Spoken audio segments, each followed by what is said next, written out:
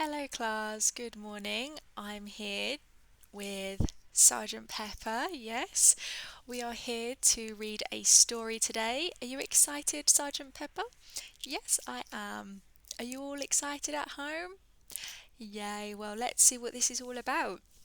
Well, as this week is all about winter, we are going to be reading a book today called Animals in Winter. What do you think that might be about?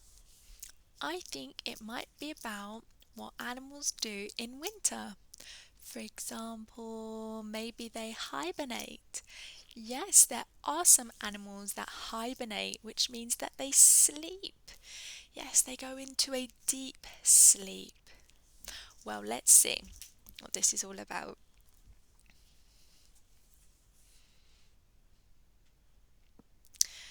Okay, so this is Animals in Winter.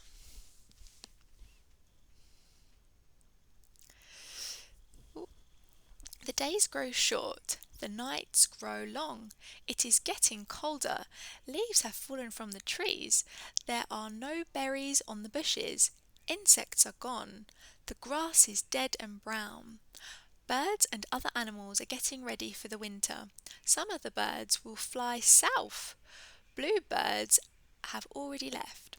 They go where it is warm and sunny, where there is food for them to eat. When spring comes, the birds will make the long journey back north. Some butterflies migrate too. That is where the monarch butterflies do. They gather in a tree by the hundreds before cold weather comes. They stay in the tree all night. Many bats fly south too. But some bats stay in the north all winter. When the weather gets cold, they go to a cave. There is no wind or snow in the cave. The bats sleep there all winter. They do not eat. They live on fat stored inside them. They do not move. They hardly breathe. They sleep, sleep, sleep. They hibernate. Woodchucks hibernate too. When fall comes, a woodchuck eats and eats and eats. He eats grass, twigs, and leaves. He grows fat. When it gets cold, the woodchuck crawls into the long tunnel and goes to sleep. And there's the long tunnel.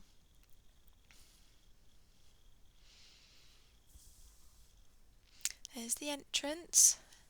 There's the secret entrance, and there's the main entrance. Oh, how fascinating! That looks really cool. And then we can see throughout December, January, February, and March. Does he sleep for a day? Longer than that. Does he sleep for a week? Longer than that. The woodchuck seems hardly alive. He breathes very slowly. His heart beats slowly. He sleeps, sleeps, sleeps. He hibernates.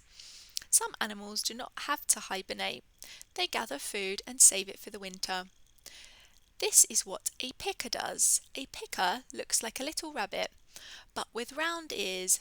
Pickers live in high mountains where winters are long and cold. They eat grass. In summer, they cut more grass than they can eat, and they spread the grass throughout their winter months. By the end of summer, a picker may have gathered 50 pounds of grass.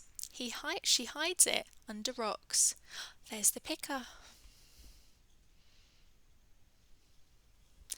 Beautiful little animal, isn't it, this picker? Does look just like a rabbit. Squirrels gather food too and save it for winter. They dig holes in the ground. They bury hickory, nuts and acorns. When winter comes, they dig them up and eat them. Sometimes squirrels forget where they buried the nuts. Trees may grow. Some animals do not get ready for winter at all. They do not store food. They do not hibernate. They do not migrate. They must hunt for food all winter long. There are mice that must hunt all winter for seeds of golden asters and other wild plants. Deer must dig in the snow for dried leaves, plants and moss. When the snow is deep, they must eat the twigs, buds, that they can reach. Oh, look at the deer. Wow. Beautiful animals. Oh, and there's the rabbit digging for his, or hunting for his food as well. Hunting for some berries and some twigs to snack on. The rabbit must hunt under the snow for bits of grass and plants.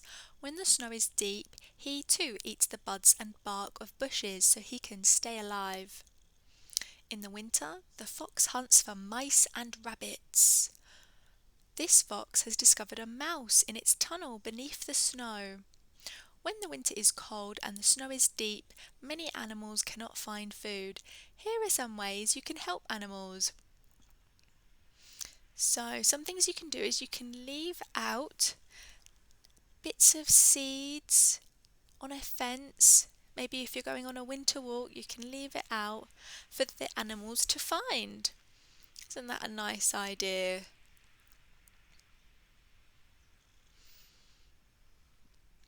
Make sure plant feeders are out of reach of predators. So these are plant feeders.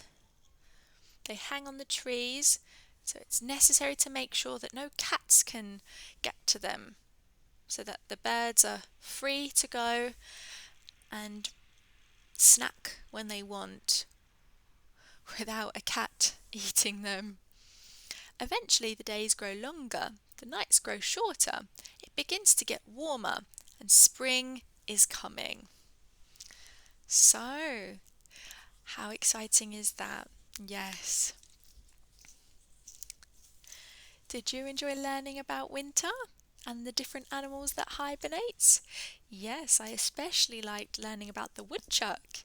Yes, and the different food that the woodchucks eat, like the berries that they store, they keep themselves warm with throughout the winter when they eventually go into hibernation. Yes, it was very interesting. Well, thank you all for watching, and I will be back soon. Bye.